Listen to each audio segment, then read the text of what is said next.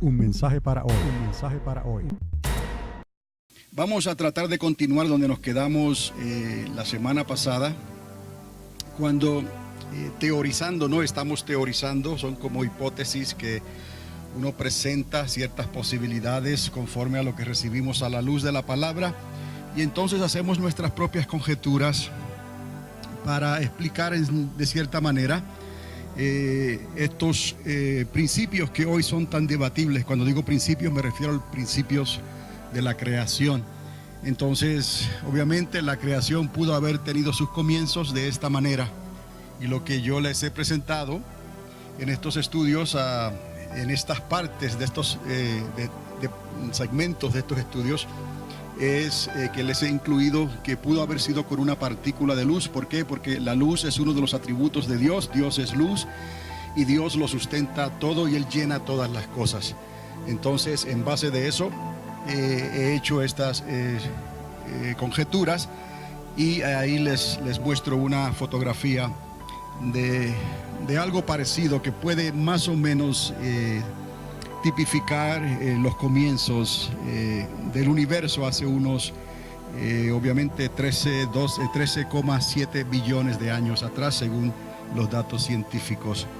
Aunque esto aquí no está significando exactamente esa partícula, pero es para que tengan una idea.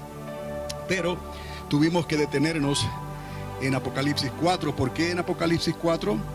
Si ya habíamos pasado por el capítulo 4 de Apocalipsis, porque les dije que en este caso íbamos a ir un poquito más a un nivel un poco más profundo y detallado, de también conjeturas de lo que pudo haber pasado aquí.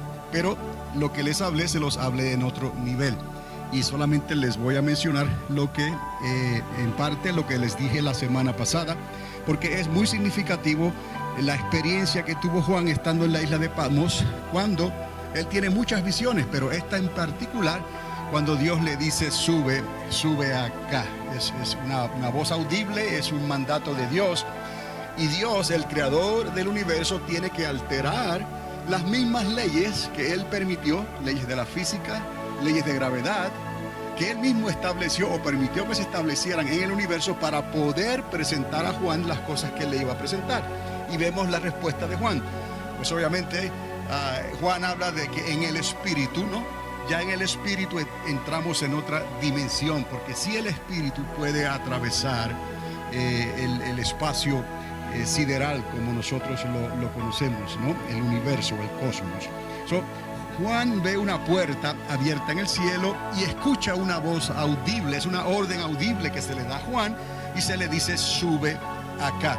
Y es necesario notar aquí esto, que Juan explica que instantáneamente él se encontró desde donde lo llamaron acá a donde le mostraron allá, y él dice en el instante. El griego también utiliza esa traducción, al instante. Quiere decir que hubo una transportación instantánea. Pues eso es para nosotros, nos concierne en estos estudios para entender estas cosas que estamos hablando, porque hoy la ciencia está debatiendo mucho sobre esto, y es necesario que la iglesia también tenga un conocimiento, porque esto es de la iglesia, esto no es de la ciencia, esto es de la iglesia para el pueblo de Dios. Y la ciencia, como les dije algo, por razón de que la ciencia no prueba las cosas, obviamente, por la fe, entonces la ciencia siempre va a ir un escalón atrás, en el talón de la fe y del pueblo de Dios que cree por la fe estas cosas, aunque no las entendemos, ni esperamos entenderlas tan claramente como la ciencia las quiere probar y las quiere explicar. Nosotros como niños las recibimos por la fe y luego entendemos claramente. Pero recuerde, la ciencia siempre irá pisándonos los talones en estas cosas, y no lo decimos para enorgullecernos, ¿no? Porque en realidad el conocimiento lo tienen ellos. Nosotros estamos tratando de entender esto en la medida y la capacidad que Dios nos ha dado, pero ellos tienen las fórmulas matemáticas que eventualmente entonces, como dijo Einstein, ¿no? Pueden entonces probar, como dijo Newton y Galileo, pueden entonces probar estas cosas científicamente. No hay nada de malo con eso. Pero recuerde, si la ciencia creyera estas cosas por la fe, quizás estuvieran mucho más adelantados adelantados de lo que están hoy. Una transportación instantánea en el instante. Ustedes saben que hay una constante en el universo, ya hemos hablado de esto, lo cual la ciencia lo ha determinado también matemáticamente. Y esa constante es la luz, o sea, la velocidad de la luz, unos 186.000 millas por segundo o 300.000 kilómetros por segundo. Esa es la velocidad de la luz. En lo que se dice un segundo aquí en la Tierra, un rayo de luz le ha dado 7 vueltas completitas al planeta Tierra.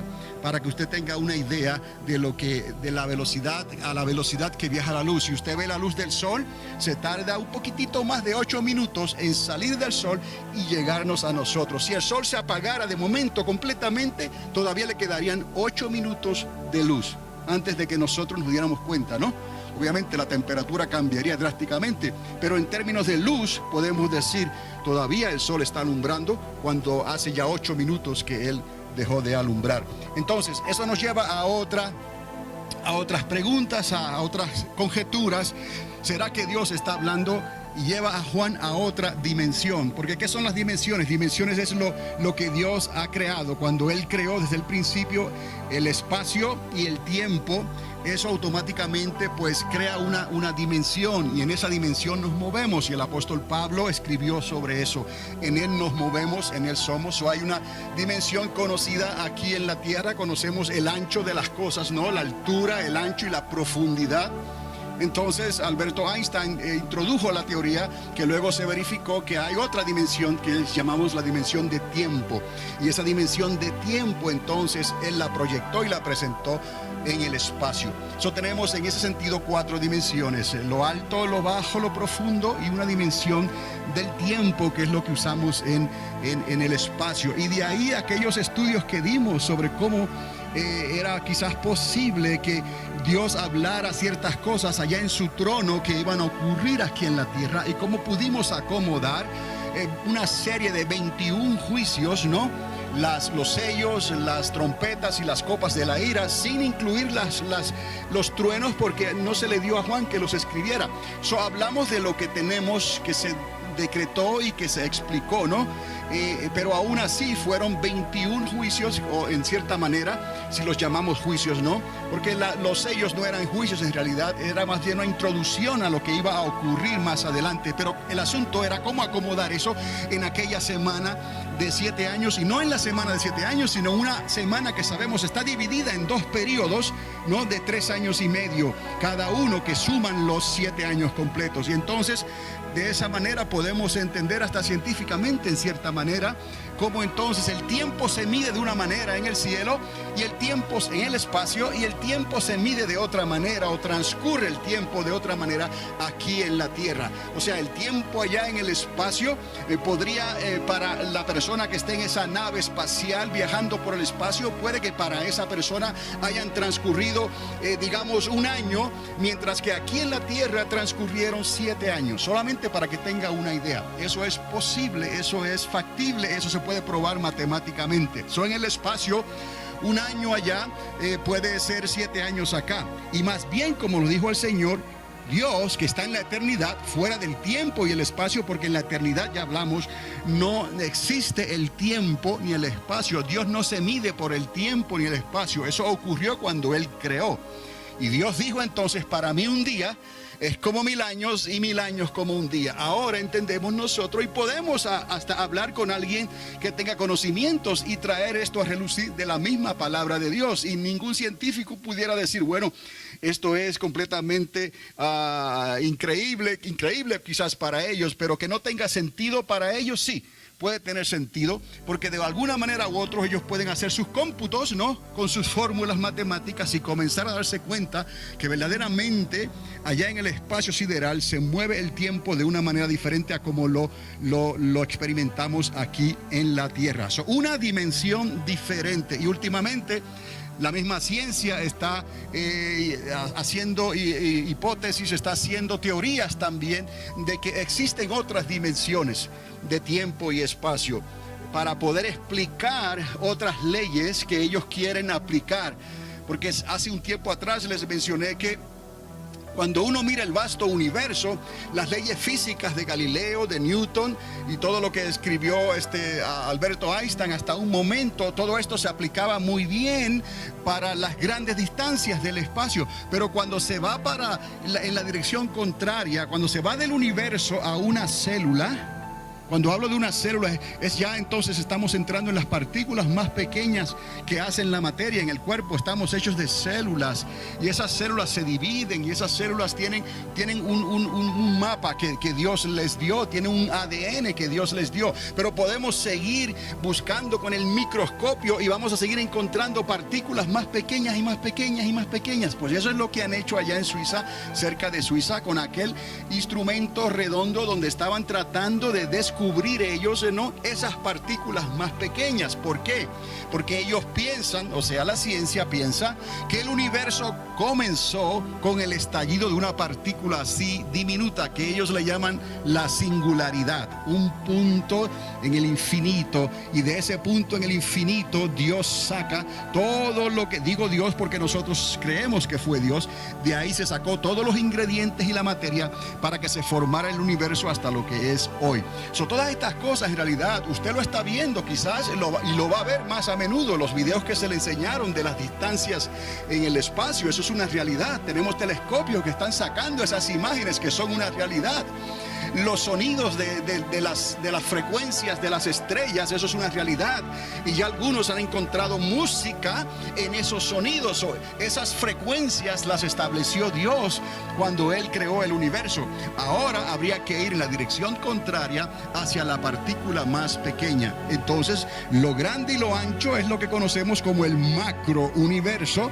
Y entonces lo más pequeño que no se puede ver es lo que conocemos como el microuniverso. La ciencia ha tratado de encontrar fórmulas matemáticas que trabajen los resultados tanto en el macrouniverso como en el microorganismo. Entonces no lo han encontrado todavía. Y mirando en ese reto que la ciencia tiene, entonces ahora están buscando esas dimensiones porque ellos creen que han llegado a esa fórmula que serviría para todo.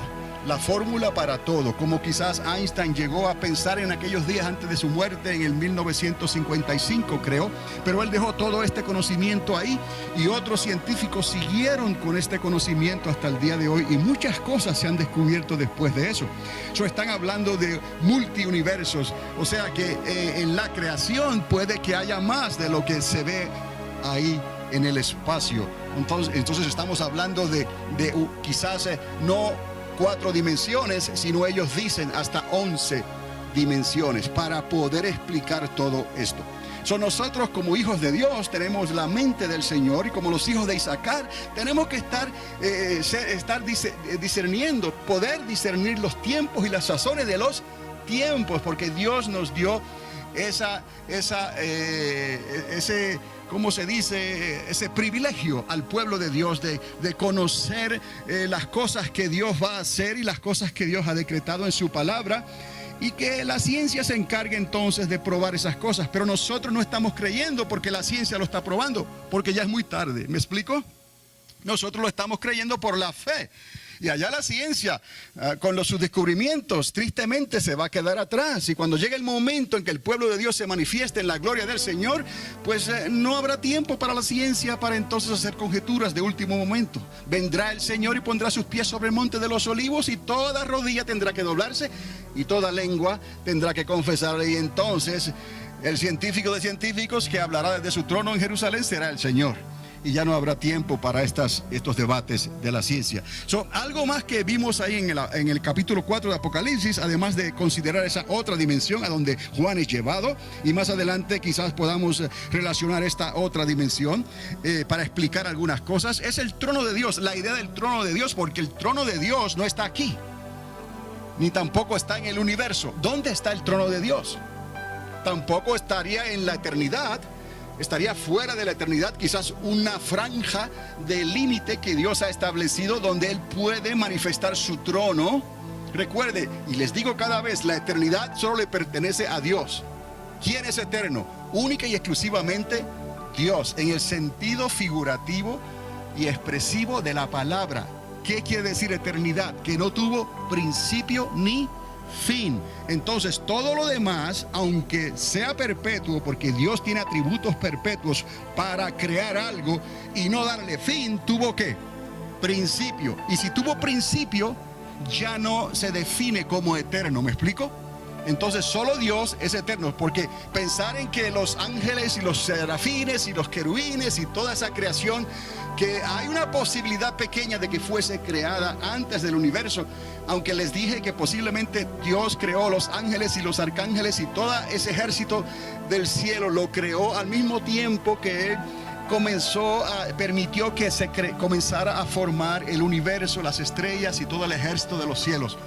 Pero no podemos pensar que en la eternidad de Dios había alguien más. Y cuando se dice que Dios creó de la nada, sabemos que no es de la nada, que había algo. ¿Qué había ahí?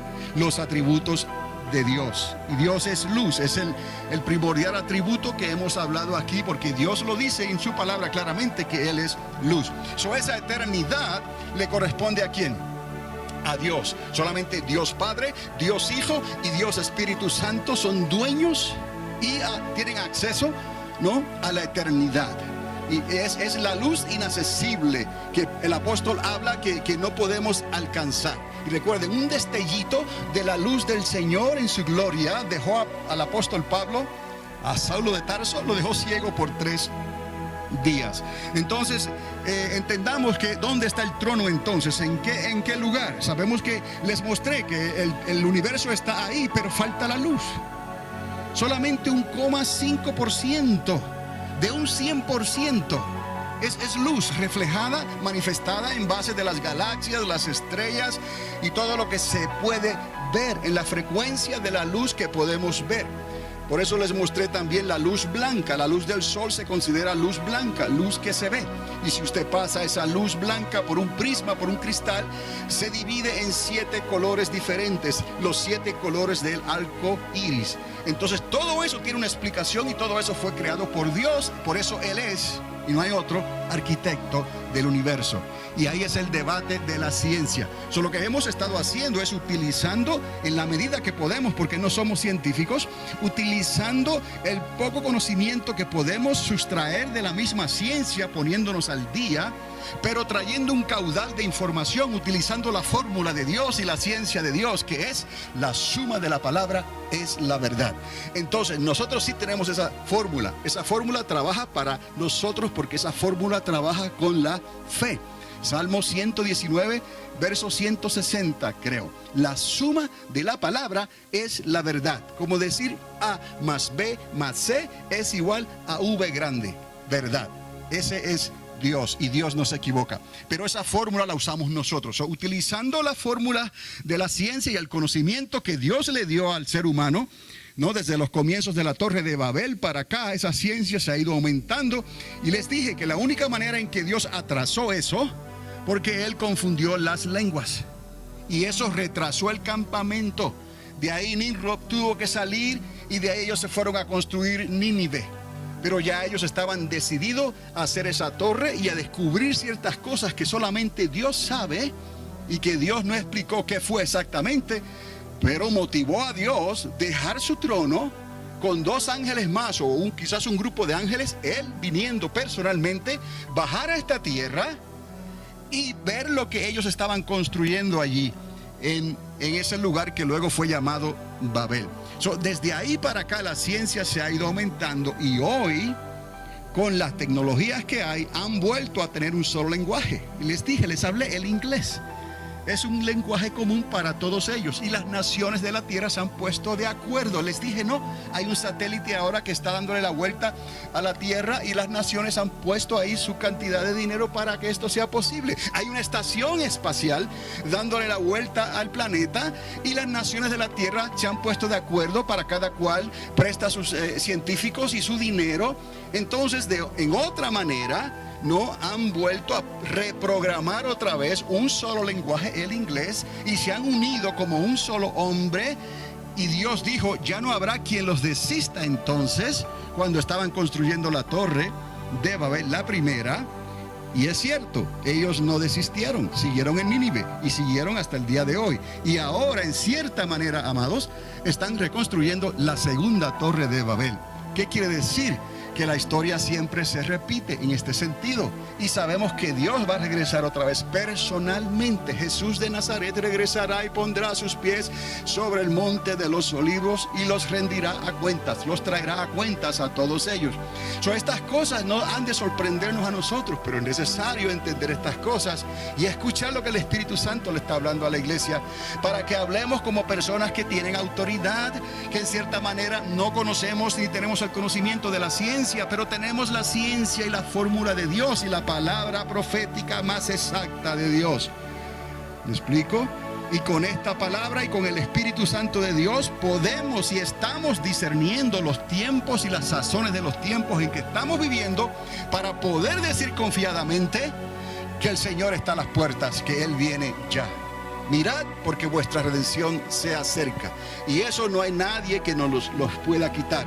Ni nos vamos a dormir en nuestros laureles tampoco, y a estar diciendo por ahí, como dicen algunos, que se pueden tardar todavía miles de años en que el Señor regrese por su pueblo. No, eso no es lo que dice la palabra de Dios, porque Dios nos dejó señales.